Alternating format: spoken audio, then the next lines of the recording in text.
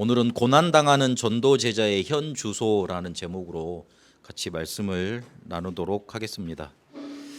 빌립보 교회가 어떻게 시작된 교회인지 먼저 빌립보서가 이제 끝나는 시점이니까 한번 더 확인을 하고 마무리를 짓도록 하겠습니다. 빌립보 교회는 절대 주권자 하나님께서 세계 복음화 할 수 있는 전도자 바울과 그리고 세계 복음화를 끝까지 함께 할 수 있는 제자인 루디아를 만나게 하셨습니다. 그 만남에서 시작이 되어진 교회입니다. 이거를 바울이 머리를 써가지고 인맥을 동원해서 만난 게 아닙니다. 저번에도 말씀을 드렸지만 빌립보 교회에는 유대인의 회당이 없었어요. 유대인의 회당이 없었기 때문에 그 말은 유대인 중에 10명 정도 남자가 되면 10명의 남자가 되면 거기서는 분명히 회당을 만들어 놓습니다. 회당을 만들어 놓으면 거기에 무슨 말이냐면 그 가르칠 수 있는 랍비를 초청할 수 있는 경제력을 다 모은다는 말이 됩니다. 우리도 실제적으로 보면 한 10가정 정도가 모이면 실제로 이제 목사 이렇게 한 명을 책임질 수 가정을 책임질 수 있고 교회를 할 수 있다는 말이 되죠.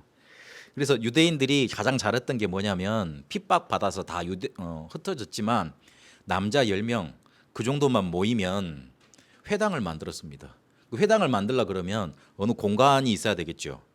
그리고 거기에서 이렇게 항상 말씀을 가르칠 수 있는 랍비 있어야 되겠죠. 그리고 거기에 후대가 와서 배울 수 있는 그런 뭔가 이렇게 시스템을 만들 수 있었겠죠. 여러분 유대인 회당 보면 유대인 아이들은 학원 가지 않습니다. 바로 회당으로 옵니다. 그래가지고 거기서 뭐 하냐면 토라, 쉐마, 탈무드 있잖아요. 그거 계속 말씀 포럼해요. 그것만 하거든요. 근데 그것만 했는데 걔네들은 전 세계를 휘어잡는 민족이 돼버렸어요. 그런데 그 회당이 없었어요. 그러니까 유대인의 숫자가 적었다는 말이 되잖아요. 그리고 실제로 그렇게 할 수 있는 사람들이 없었다는 말이 되잖아요. 그래서 뭐가 만들어져 있었냐면 기도처라는 게 만들어져 있습니다. 회당이 없으면 수가 모자라면 기도처를 만듭니다. 그러면 거기에서 이제 말씀 나누고 이제 기도하고 그런 일들이 이루어질 건데 바울이 거기를 찾아간 거예요. 근데 거기를 찾아갔더니 유대인들은 별로 반응을 안 하는데 거기에 이방인 여자 빌립보에 있는 그 여자 자주 장사하는 루디아가 하나님의 말씀을 듣습니다. 청종해서 들었다 성경은 그렇게 말을 하고 있습니다. 귀를 세우고 들은 거예요. 아무 생각 없이 와서 앉아 있었던 게 아니고 원래 하나님을 믿었던 사람인지는 잘 모르겠는데 거기에 보면 원래 믿었던 사람인 것 같아요. 하나님을 경외하는 그랬거든요. 그 여자가 마음 문을 하나님이 열게 하셔가지고 나를 주 믿는 줄 알거든 내 집에 들어와서 유하라 그랬습니다. 집이 원룸이면은 그럴 수 없잖아요. 장사도 하고 재력도 되고 그리고 저 사람하고 저 사람에게 말하는 메시지면 되겠다 그런 싶으면 마음이 있었겠죠. 근데 그거를 누가 주관하셨냐? 절대 주권자 하나님께서 만남을 주관하신 겁니다. 그렇게 해서 만나진 겁니다. 이 말을 더 좀 이렇게 깊이 생각해 보면 하나님은 뭘 가장 소중하게 생각을 하시겠습니까? 하나님은 다른 게 소원이 아니고 죽어가는 영혼들 그리고 지금도 하나님 만나지 못해서 복음 없어서 죽어가는 영혼들 아파하는 영혼들 신음하는 영혼들 그 영혼들이 복음 받고 하나님께로 돌아오고 살아나길 원하십니다. 어제 신학원에 가서 제가 강의를 하는데 저희 가끔가다 이제 제 메시지 속에서 영적인 메시지 나올 때 있잖아요. 예전에 전도했던 메시지 막 나올 때 있는데 제일 앞에 앉아 있는 시국에서 온 시국이라 하면 여러분 아시죠? 어디 나라인지 거기에서 온 렘넌트가 너무 반응을 하는 거예요. 눈이 다른 때는 졸려 있더니만 내가 그 말을 하니까 영적인 얘기를 하니까 눈이 번쩍 뜨지더라고. 근데 그건 나밖에 못 보잖아요. 다른 애들 다 그 뒤에 돌아서 눈 뜨진 않을 거 아니에요. 나밖에 못 보잖아요. 얘가 분명히 뭔가 있는 거예요. 사연이 있는 거 내가 보니까.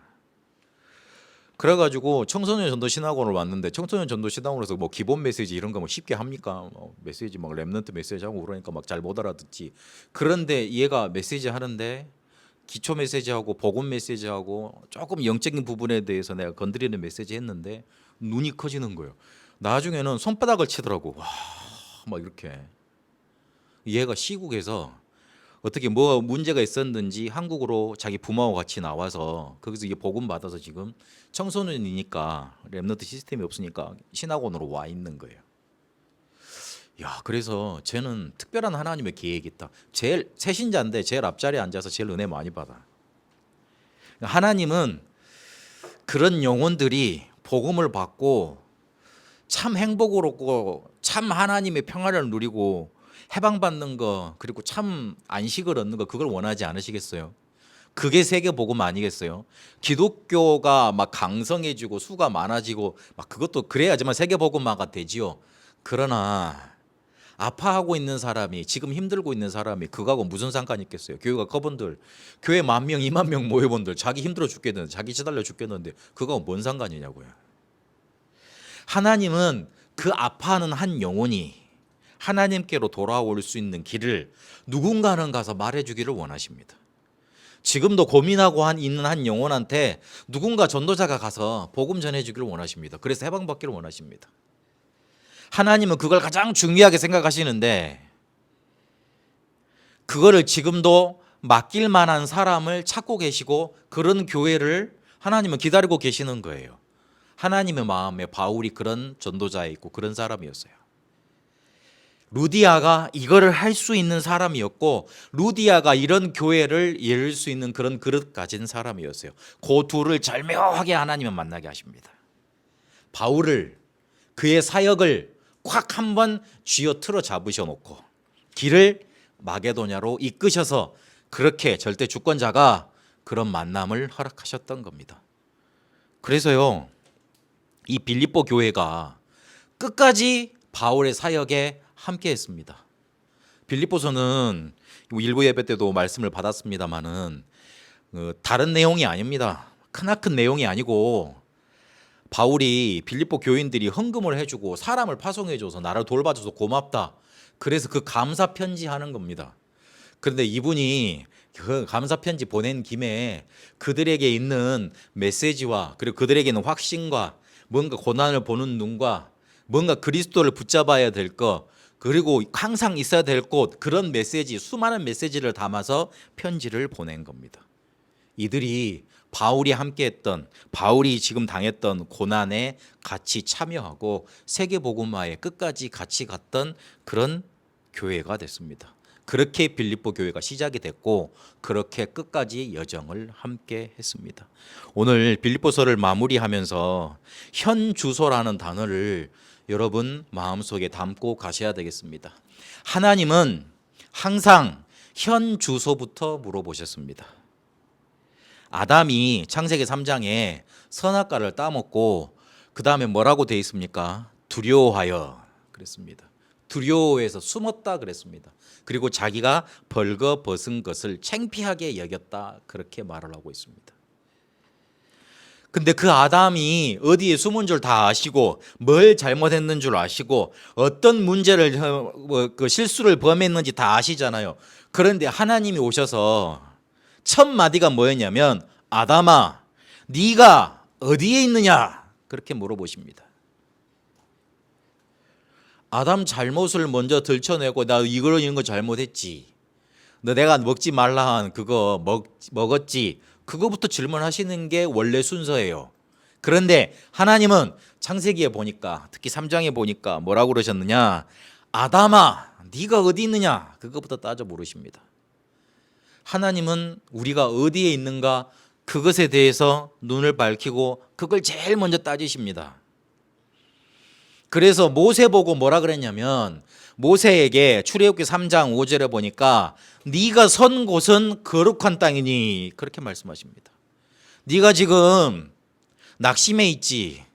네가 지금 뭔가 하나님의 일을 이제는 못하겠다고 나는 이제 다 끝났다고 80세 됐으니까 다 끝났다고 그리 생각하고 있지. 그런데 네가 지금 어디에 서 있냐? 하나님의 산 호렙산에 서 있고 그리고 지금 떨기나무 가운데 불타지 않고 불이 임해서 막 타고 있었잖아요. 그 광경을 보고 모세가 신기해서 그곳으로 간 거 아닙니까? 거기에서 하나님이 음성으로 나타나셔서 뭐라 그러시느냐? 네가 선 곳은 네가 있는 현 주소, 네가 지금 있는 곳은 거룩한 곳이다. 내가 있는 곳이다. 내가 임재하는 곳이다. 그렇게 말씀하십니다. 모세한테 일 시키시기 전에 현 주소부터 네가 있어야 될 곳, 네가 지금 있는 곳 그거 확인시켜서 먼저 일하게 하십니다.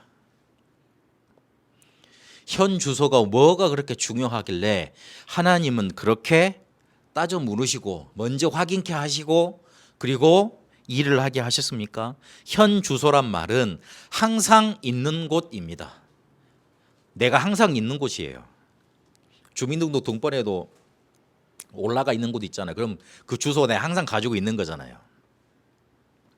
항상 있는 곳 말하면 항상 가지고 있는 생각입니다. 항상 있는 생각, 내한테 항상 있는 생각. 그게 나의 현 주소입니다. 그리고 더 들어가 보면 지금 있어야 할 곳, 지금 내가 있는 마음, 나한테 드는 마음, 그게 현 주소입니다. 더 들어가 보면 현재의 영적인 상태, 내 영혼의 상태, 그게 현 주소입니다. 이 현 주소라는 거를 한마디로 말을 하면 생각과 마음, 영혼이잖아요. 근데 이 생각과 마음, 영혼이 뭐냐면 바로 납니다. 나는 드러나 있는 게 내가 아니에요. 보여지는 내가 진짜 내가 아니라니까요. 내가 지금 하고 있는, 항상 가지고 있는 생각, 내 지금 마음, 그리고 현재의 영적인 상태, 영혼의 상태, 그게 바로 납니다. 그것에 따라서 내 지금 가는 방향이 결정이 됩니다. 방향에 따라서 열매가 결정이 됩니다. 열매에 따라서 운명이 나옵니다. 하나님은 그래서 그걸 물어보고 계시는 거예요. 네가 지금 어떤 생각으로, 어떤 마음으로, 어떤 영혼의 상태로 그 일을 했지, 그리고 그걸 기도하고 있지, 그걸 따져 물으시는 겁니다. 눈에 보이지 않는 것이지 않습니까? 내 생각은 누구한테 남한테 드러내주지를 못해요. 그런데 대부분요, 이렇게 가지고 올 때 보면 말 속에 자기 생각이 묻어 나오기는 합니다만은 그걸 감추려고 하는 것에서 많이 이렇게 다른 데서 많이 원인을 찾습니다. 그러나 내 현 주소로 돌아가야 됩니다. 생각, 마음, 영혼, 그걸로 돌아가야 됩니다. 하나님은 오늘 이거를 중요하게 보시는 겁니다. 그래서 결론적으로 우리의 현 주소는 뭐가 되느냐? 주 안에 거해야 됩니다. 우리의 생각도 주 안에 있어야 됩니다. 주 안에서, 그리스도 안에서 우리의 생각이 나오면 됩니다. 우리의 마음이 그리스도께 잡히면 됩니다. 마음은 마음대로 못하잖아요. 그리스도께 잡히면 됩니다. 주 안에 잡히면 됩니다. 그리고 우리의 영혼이 이미 하나님의 자녀인 사람은 그리스도 안에, 주 안에 있습니다. 만약 이 사실을 우리가 현 주소로 갖고 있지 못하면, 이 현 주소에서 벗어나 있으면 육신으로만 살게 됩니다. 영적으로 살지 못하게 돼요. 인간은 영혼을 기반으로, 영적인 것을 기반으로 살아가는 존재입니다. 걔는 잘 먹여주고 잘 보살펴 주면 돼요. 그걸로 끝이에요. 근데 인간은 그게 아니에요. 뭔가 이렇게 보살펴 줘야 되고요. 뭔가 전달돼야 되고요. 그리고 뭔가 충족이 돼야 돼요. 다 좋더라도 하나님 만나지 못하잖아요. 근본적으로 문제가 해결 안 되고 충족이 안 되기 때문에 뭔가가 나옵니다. 그래서 우리의 현 주소가 주 안이 아니면, 그리스도 안이 아니면, 하나님 안이 아니면, 성령이 우리와 함께 계시지 않으면 육신으로만 살게 돼 있습니다. 영적인 거 다 놓치고 살게 돼 있습니다. 구원받은 거 상관없습니다. 구원받은 거 상관없어요. 구원받았든지 않았든지 결국은 그냥 육신으로만 살아가게 돼 있습니다. 그러면 왜 주 안에서라는 게 우리의 현 주소가 돼야 되는가? 한번 우리의 배경부터 따져봐야 됩니다. 우리의 배경은 저번 주에 우리가 복음기도 전도 그랬잖아요. 그걸 한마디로 말하면 어디에서 이루어지는 겁니까? 하나님의 나라에서 이루어지는 거고, 하나님의 나라에서 나타나는 것들입니다. 한마디로 말을 하면 우리의 배경은, 딱 한마디로 말을 하면, 결론을 내버리면 하나님 나라예요. 그 백그라운드로 살아가는 겁니다. 마태복음 6장 10절에 예수님이 주기도문에 그렇게 말씀하셨습니다. 이렇게 기도하라 그러시면서 나라가 임하옵시며, 그렇게 기도하라 그랬습니다. 하나님의 나라가 우리에게 임해야 되는 거예요. 그리고 마태복음 10장 7절에 보니까 제자들을 내보내시면서 현장으로 내보내시면서 뭘 말하라고 그랬습니까? 천국이 가까이 왔다 그랬습니다.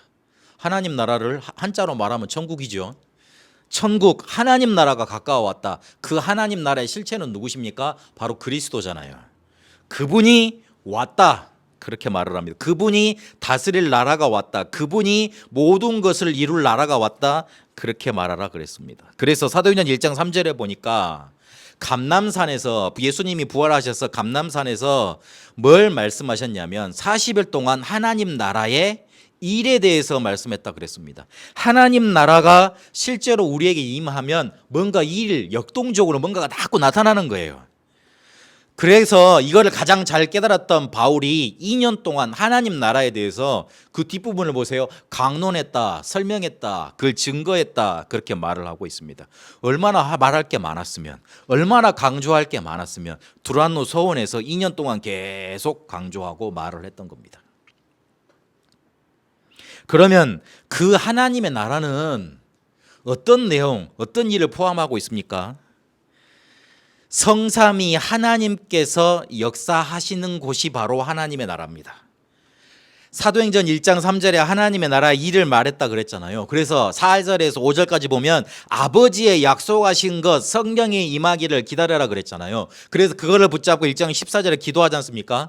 2장 1절에서 4절까지 보니까 오순절 날이 이미 이름에 한 곳에 모였더니 성령의 급하고 강하고 뭐 바람 같은 거 불빛 막 이런 것들이 불이 임해 그 사람들에게 각기 모인 사람들에게 임했다 그랬습니다. 성삼위 하나님의 역사가 임하는 겁니다. 그게 하나님의 나라입니다.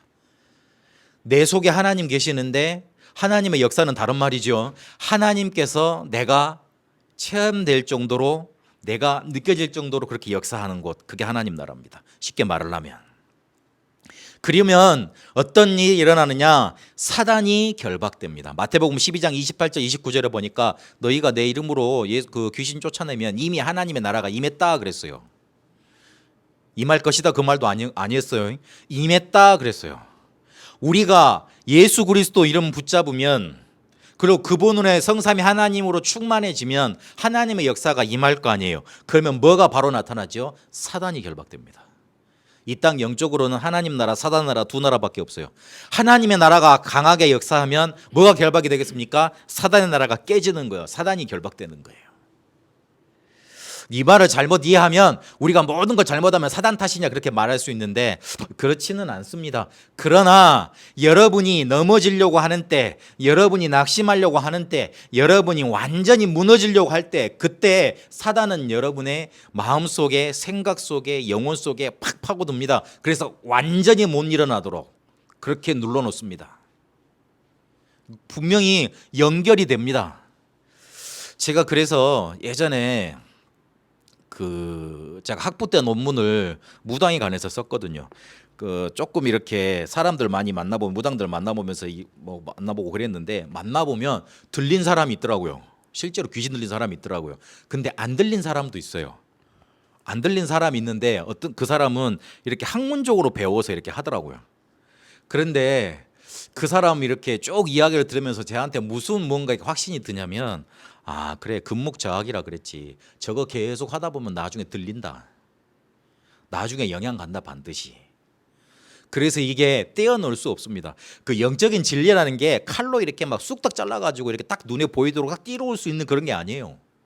우리의 한 가지 인생 역사라는 게 일이라는 게 뭔가 한 가지 내가 잘못했던 이런 일이 일어나 그렇게 A는 A 다시다 뭐 이런 식으로 이렇게 팍팍 연결되지 않잖아요. 한 가지 일을 보더라도 수많이 눈에 보이지 않는 부분 많은 것들이 있잖아요. 그래서 이 사단이 결박된다는 거 굉장히 중요한 말입니다. 하나님의 나라가 임하면 그 뒤로 분명히 사단이 결박되게 되어 있습니다. 근데 그때 뭐가 동시에 이루어지느냐? 천군 천사가 동원이 됩니다. 시편 103편 20절 22절에 보니까 다윗의 고백입니다. 하나님의 말씀을 듣는 너희 천사여 그랬습니다. 하나님의 말씀이 선포되는 곳에 일하는 너희 천사여 그랬습니다. 하나님의 말씀이 선포되는 곳에 성취되는 곳에 누가 심부름하느냐? 천사들이 심부름을 합니다. 하나님의 뜻을 이루는 곳에 있는 너희 천군이여 그랬습니다. 하나님의 뜻 계획이 이루어지는 곳에, 영적인 싸움이 일어나는 곳에 천군이 동원되게 되어 있습니다. 하나님이 있는 모든 곳에 있는 너희여 그랬습니다. 천군 천사가 하나님이 있는, 하나님이 역사하시는 모든 곳에 역사하면서 응답의 문을 열게 되어 있습니다. 히브리서 1장 14절에는 천사들을 부리는 종으로, 돕는 종으로 우리한테 보냈다고 그렇게 말을 하고 있습니다. 하나님의 나라에서 이루어지는 일, 이 세 가지, 성삼위 하나님께서 역사하시고 사단이 결박되고 천군 천사가 동원이 되고, 지금 이 시간에 예배할 때 이루어지고 있는 일입니다. 여러분이 현장에 나가서 복음 전할 때 이루어지고 있는 일입니다. 여러분이 현장에 나가서 집에 있으면서 복음 붙잡고 기도할 때 일어나고 있는 일입니다. 붙잡아야 됩니다. 눈에 보이면 얼마나 좋겠습니까? 내가 우스갯소리로 그랬어요. 눈에 보이면 이거 우리가 차지하겠니? 그랬어요, 애들한테. 만약 이런 일이 일어나잖아요. 이런 일이 일어나면 막 응답이 오고 막 그렇게 일어날 거 다 알잖아요. 그러면 저 국회의원들, 재벌인들, 국정원에서 다 가져가 버리지. 우리한테 순서나 오겠습니까? 약이 생기면, 좋은 약이 생기면 돈 있는 부자들이 다 돈 해가지고 값을 막 자기한테 뭐 돈 많으니까 막 올려가지고 다 가져가죠. 그런 것처럼 이게 만약에 눈에 보이면, 네, 그랬어요. 야, 나같이 힘없는 사람은, 가진 거 없는 사람은 그거 차지할 수 있겠나? 못하죠. 그래서 믿는 자, 하나님 자녀에게, 복음을 붙잡는 자에게 요게 임하게 하겠다고 하나님이 약속하신 거예요. 근데 만일에 반대로요, 이걸 믿지 않고 눈에 보이지 않는데 지금도 실제로 일어나고 있는데 이거를 인정하지 않고 누리질 않는다. 그럼 어떤 일이 일어나느냐? 내 과거의 상처에서 해방받지를 못합니다. 도저히 내 속에 하나님의 역사가 아니라는데 내 과거를 어떻게 이겨요? 못 이겨요. 그리고 현재는 염려 속에서만 살아가야 됩니다. 눈에 보이는 것만 쫓아다니면서 염려해야 돼요. 그리고 미래는 더 안 보이니까 불안 속에서 살아갈 수밖에 없습니다. 한마디로 결정적으로 영적인 존재가 됐는데, 나는 영적인 존재인데 육으로만 살게 돼 있어요. 그래서 교회에 오면 늘 눈에 보이는 부분만 신경이 써지고 말씀은 하나도 안 들리고, 교회에 와서 실제로 하나님을 만나야 되는데, 하나님을 만나는 체험이 있어야 되는데, 그 체험을 가지고 현장으로 가면 분명히 승리하게 될 것인데, 근데 현장에서 예수 믿는 티가 안 나잖아요. 안 내지지. 왜냐하면 부끄러우니까. 나한테 안 좋은데 어떻게 남한테 좋은 거 좋다고 말할 수 있어요? 안 되죠. 하나님의 나라, 이게 실제로 지금도 눈에 보이지 않고 일어나고 있는 일인데, 이거를 내가 못 붙잡아 버리면 영적인 존재인 내가 육으로만 살게 돼 있습니다. 하나님의 축복과는, 성경에서 말하는 응답과는 전혀 상관없는 삶을 살아가게 돼요. 내가 왜 교회를 다녔는데, 그렇게 교회에서 충성 봉사 열심을 다했는데 하나님은 나한테 이러실 수 있나요? 하는 신자들이 많더라고요. 당연히 그럴 수밖에 없지요. 왜냐하면 육으로만 살아왔으니까, 눈에 보이는 것만 쫓아서 헌신하고 봉사하고 그래서 살아왔으니까. 하나님은 그런 적 없습니다. 나를 믿으라 그랬지, 나한테 성령 충만 줘서 세계복음을 하게 하겠다 그랬지, 그런 적이 없습니다. 그래서 우리의 현주소는 주 안에서가 돼야 되는 거예요. 하나님의 나라가 실제로 우리에게 임할 수 있는 이름이 뭡니까? 그리스도 아닙니까? 주님 아닙니까? 그거 부를 때 하나님의 나라가 우리의 배경인데 우리에게 실제로 임하는 거 아닙니까? 그래서 그 하나님의 나라가 우리에게 임하려면 그리스도 안에, 주 안에 그리스도 이름 붙잡고 거해야 됩니다. 그럴 때 우리에게 현주소가 주 안에 있게 됩니다. 그래서 바울이 오늘 빌립보 4장 4절에 보니까 주 안에서 항상 기뻐하라 그랬습니다. 기뻐할 상황이 아니잖아요. 바울 자체를 한번 쳐다보세요. 앞에 우리의 배경 하나님의 나라를 모르면 지금 바울이 감옥에 갇혀 있지 않습니까? 어디 나갈 수 없는 상황이잖아요. 누가 보면 망한 거잖아요. 누가 보면 실패한 거잖아요. 아이고 저 잘났다고 그러더니만 아이고 잘났다, 그렇게 조롱거리, 웃음거리 될 상황이잖아요. 그런데 바울이 뭐라 그럽니까? 주 안에서 항상 기뻐하라 그럽니다. 이거 좋으니까 기뻐하라, 저거 혹시 좋으니까 또 기뻐하라, 그렇게 케이스 바이 케이스로 좋아하라는 게 아니에요. 기뻐하라는 게 아니에요. 하나님이 우리의 인생 속에 항상 말씀으로 답을 주시잖아요. 항상 답을 허락하시지 않습니까? 근데 답을 모르더라도 지나보면 또 하나님의 답이 나타나지 않습니까? 그래서 항상 기뻐할 수 있는 겁니다. 뭐라 그러냐면 염려하지 말고 너희 구할 것을 하나님께 감사함으로 아뢰라 그랬습니다. 그냥 기도하라 안 그랬습니다. 감사함으로 그랬습니다. 그것도 뭘로요? 염려하지 말고요. 그러면 뭐라 그랬습니까? 하나님의 평강이 그리스도 예수 안에서 너희의 마음과 생각을 지키시리라 그랬습니다. 마음과 생각이 지켜지는 것, 그 속에 하나님의 평강이 임하는 것, 그거 응답이라고 그때 우리가 말씀 나눴지 않습니까? 제가 복음을 붙잡고 전도해 오면서 말씀을 붙잡고 인도해 오면서 뭐가 가장 하나님이 확인시켜 주셨냐? 야, 유영규 너 전도자잖아. 너 세계복음 할 사람 맞잖아. 네가 지금 염려하는 것대로 너 망하지 않으니까 걱정하지 말어. 그 말을 하나님은 메시지를 통해서 사람을 통해서 내 환경을 통해서 계속 말씀해 주시더라고요. 뭐 내가 떼돈 같은 부자가 됐냐 그런 말은 아니에요. 떼돈 같은 뭐 엄청난 성공이 됐었냐 그런 말은 아니에요. 그런데 항상 그 반대로 불안과 염려는 많았어요. 나도 어쩔 수 없는 사람인가 봐요. 어쩔 수 없는 재질인가 봐요. 목사지만. 그런데 하나님은 그때마다 보란 듯이 야, 네가 고민하고 있는 거 그대로 네 인생을 끌어놓지 않을 거니까 나는 너를 전도자로 세웠고 나는 너를 복음 전할 그런 사명자로 세웠고 너를 통해서 세계복음 할 거니까 네 염려대로 네 인생과 네 후대와 네 교회를 만들어 놓지 않을 거니까 내가 너를 이끌어서 자, 세계복음화로 이끌 것이니까 걱정하지 마라. 그 메시지를 계속 내한테 허락하시더라고요. 하나님 강단에서 그렇게 말씀 허락하시죠. 내 생활로 그렇게 허락하시죠. 만남을 통해서 그렇게 허락하시더라고요.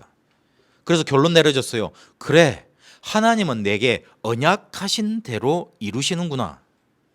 우리에게 있어야 될 건 이제 평안이라고 했는데 이거 오타고요. 편안이 아닙니다. 편안한 삶이 우리에게 필요한 게 아니에요. 하나님의 평강이 필요합니다. 인생이 편안하다는 사람 나중에 보면 큰 문제 일으키더라고요. 그리고 우리 혹시 후대들은 편안한 삶을 원할지 몰라요. 그러나 이 세상에 편안한 삶은 없어요. 항상 불안하고 힘들고 어렵고 그런 상황들이 숨겨져 있고 그게 좀 나타나면 내가 두려울 뿐이지. 항상 그런 게 많습니다.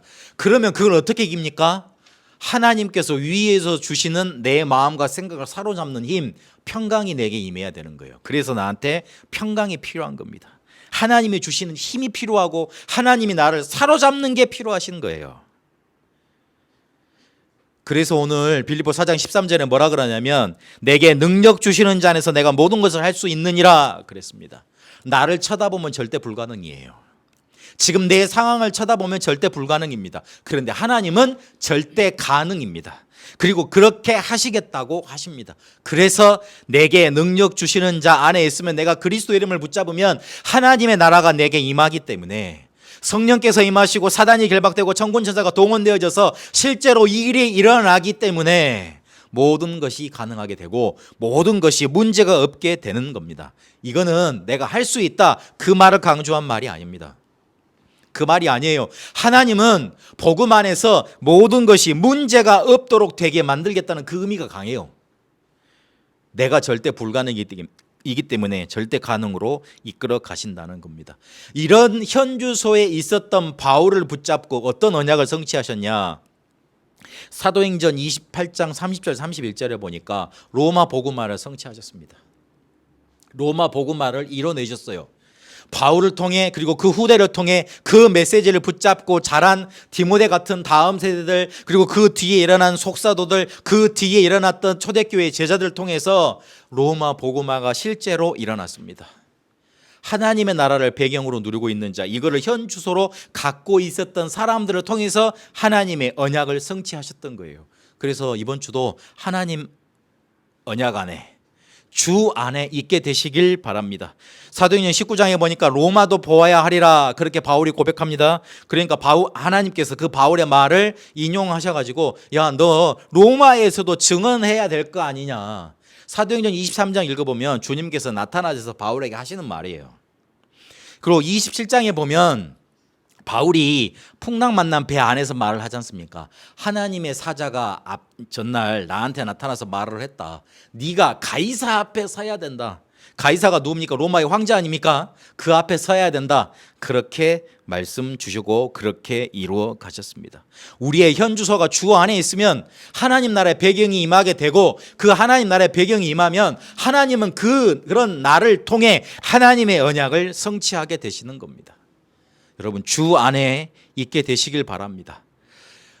잘 기억하실 게, 혹시나 내가 불신앙해서 염려하고 있으면 그만큼은 현 주소에서 벗어나 있는 거예요. 그건 기억하셔야 돼요. 그래서 항상 내가 이 현 주소 안에 있도록, 현 주소로 가도록 언약 붙잡아야 됩니다. 그런데 실제로 현 주소 속에 우리가 항상 있을 수 있습니까? 힘들고 어려운 일이 우리에게 많지 않습니까? 그리고 실제로 내 속에 일어나는 갈등, 그런 어려움도 많지 않습니까? 그래서 우리가 순례자의 기도로 순례자의 길을 가야 되는 겁니다. 하나님은 우리의 길이, 우리의 인생길이, 남아있는 길이 어려운 줄 아시고 힘든 줄 아시고, 그래서 항상 고민할 수밖에 없는 줄 아시고, 현 주소라는 걸 그리스도 아니라고 알려주시긴 했지만 그 안에 거하지 못하는 걸 아시고, 무슨 방법을 주셨냐? 기도라는 방법을 주셨어요. 그것도 힘든 걸 예상을 하시고 순례자의 기도를 우리에게 명하셨고, 이 방법을 우리에게 알려주셨습니다. 남은 자는 우리의 신분 아닙니까? 정복자는 이제 우리가 받아야 될 응답 미래 아닙니까? 지금 우리가 해야 될 기도는 뭐냐면 순례자의 기도예요. 제가 시간이 많을 때 인천에서부터 시작해가지고 부산의 을숙도까지 자전거로 종주를 했습니다. 인증서를 받아야 되는데 그걸 인증서를 못 받았거든요. 하여튼 그걸 했어요. 그거를 한 번에 못하고 시간이 좀 그러고 그러니까 애들 어릴 때라 집에도 와야 되고 그러니까 나눠서 끊어서 했거든요. 그래서 나는 그때 뭣도 모르고 낮에 가야 되는데 밤에 갔네. 밤에 저 이천부터 해가지고 저 충주까지 그냥 혼자 이렇게 라이트를 켜고 이렇게 막 페달을 밟아 가는데, 그 옆에 한강이지 않습니까? 내가 페달을 이렇게 밟으면 옆에서 이렇게 뭐가 따라와. 뭔가 이렇게 고라니라 이런 거겠죠. 같이 내가 무서워가지고 페달을 더 밟죠. 그러면 얘가 옆에서 속도를 줄여야 되잖아. 더 세게 달려와. 그래가지고 막 내가 소리치고 야 도망가 막 그러고 나는 또 열심히 밟고, 그러다가 이렇게 조용해지면 이렇게 아이고 살았다 그래가지고 거기서 이제 물 한 잔 먹고 다시 가고. 순례자의 길이 그런 거예요. 힘든 거예요. 불안한 거예요. 아무것도 안 보이는 거예요. 라이트 하나만 의지하고 가는데 와, 불안하고 떨리고, 내가 군대도 잘 갔다 온 사람인데, 군대도 남들보다 2배 더 갔다 온 사람인데 왜 이렇게 불안하고 떨리는 게 많지, 막 그 생각이 들어가지고 막 이렇게 생각도 들고 그러더라고요. 순례자의 길이 그런 겁니다. 그런데 하나님이 그 순례자의 길을 갈 수밖에 없도록, 그리고 쉽사리 갈 수밖에 없도록 순례자의 기도를 우리에게 알려주셨어요. 순례자의 기도는 초월하는 기도입니다. 뛰어넘는 기도입니다. 시간, 환경, 육신, 이거를 묵상으로 하면 돼요. 다른 사람들은 명상하잖아요. 우리는 묵상으로 하면 돼요. 묵상이란 단어는 성경적으로 무슨 단어냐면 하나님의 말씀을 내 입속에서 하루 종일 읊조린다, 이 말이 있습니다. 우리 애들이 슥 열받아서 엄마 아빠가 말을 하면 그 읊조리지요. 시비 이렇게. 그게 묵상이에요. 우리 입에서 항상 읊조려지는 말, 그게 우리가 명상하고 묵상하는 거예요. 그 말, 그러니까 묵상이란 말을 말씀을 묵상하는 거겠잖아요. 우리의 입 속에서 나도 모르게 계속 뭔가 하나님 감사합니다. 하나님이 내게 말씀을 주셨습니다. 하나님의 말씀이 내 발의 등이요 빛이고 기름이다. 주는 그리스도 살아계신 하나님의 아들이십니다. 요 말이 계속 나오는 거 있죠. 이 말이 계속 튀어나온다는 말은 무슨 말이에요? 내 속에, 은연 속에 자리 잡고 있어서 내 근본을 차지한단 말이잖아요. 자꾸 나오는 거예요. 그게 묵상이에요. 말씀을 여러분 근본 속에 집어넣어서 그게 튀어나올 수밖에 없도록 자꾸만 생각하고 입으로 되뱉고 다시 새김질하고 되새김질하고 자꾸 그러는 겁니다. 그러다 보면 어느 순간에 보면 내 시간을 뛰어넘게 되어 있어요. 내 환경 어려운데 그거 뛰어넘게 되어 있어요. 내 몸 안 좋은 거 아픈 것도 뛰어넘게 되어 있어요. 그런 순례자의 기도입니다. 왜 그래야 되냐면 앞서도 강조했지만 인간이 영적인 존재이기 때문에 그래요. 하나님의 생명의 말씀이 내 영혼을 사로잡아야지만 내 육신이 살게 되어 있습니다. 신명기 8장 3절에 보면 모세가 이스라엘 백성한테 그럽니다. 너희들이 떡으로 사는 게 아니야. 하나님 입에서 나오는 말씀으로 살아. 이 말을 예수님께서 마태복음 4장 4절에 보니까 마귀가 시험할 때 그대로 그걸 인용해서 받아치셨습니다. 그래서 마귀를 꺾으셨죠. 뭐라 그럽니까? 사람이 떡으로만 살 게 아니다. 하나님에 의해서 나오는 모든 말씀으로 살 것이니라 그랬습니다. 우리는 떡으로 사는 존재가 아니요, 육신으로 사는 존재가 아닙니다. 하나님의 말씀으로 살아가는 존재, 복음으로 생명의 말씀으로 살아가는 존재입니다. 하나님의 생명의 말씀이 우리에게 생명으로 딱 붙들려져서 우리의 영혼이 사로잡히면 되는 겁니다. 그러면 살아납니다. 실제로 육신적으로 힘든 분들이 있잖아요. 하나님의 말씀이 사로잡으면 돼요. 그래서 제가 예전에 육신에 문제 있는 사람, 정신에 문제 있는 사람 찾아갈 때 매일 찾아갔어요. 매일 찾아가 보면 그 사람한테 뭔가 포기하고 싶은 게 보이기도 하거든요. 원래 한 2주 정도까지는 막 할 수 있다, 잘 따라와. 근데 2주쯤 지나면서부터 3주째부터는 포기하기 시작해요. 그러면 그때 잘 잡아줘야 돼. 그래서 한 달 정도 넘어가면, 2달 정도 넘어가면 이 사람한테 뭐가 사로잡히기 시작하냐면 하나님의 말씀이 들어가기 시작해요. 그러면 눈에 보이게 이 사람한테 덮였던 흑암이 싹 떠나기 시작해요. 살아나요. 하나님의 생명의 말씀이 내 영혼을 사로잡아야 됩니다. 그러면 그 살아난 영혼이 내 육신을 사로잡게 되어 있습니다. 히브리서 4장 12절에 보니까 몸과 및 관절, 골수 그것까지 찔러 쪼갠다 그랬잖아요. 하나님의 말씀이. 내 영혼 속에 하나님의 말씀으로 가득 차면 내 육신도 사로잡히게 되었고 살아나게 되어 있습니다. 그러면 내 몸이 우리의 환경, 내 안 좋은 환경까지도 다스리게 되어 있습니다. 생명의 말씀이 내 영혼을 사로잡습니다. 그게 몸으로 전달이 됩니다. 이 몸으로 전달된 그 힘이 내 환경으로 전달이 됩니다. 요한 3서 1장 2절에 보니까 내 영혼이 잘된 같이 내 육신이 잘되고 내가 힘을 얻고 범사에 잘되기를 간구하노라 그렇게 말하고 있지 않습니까? 그래서 이게 다 연결되어지고 그러는 겁니다.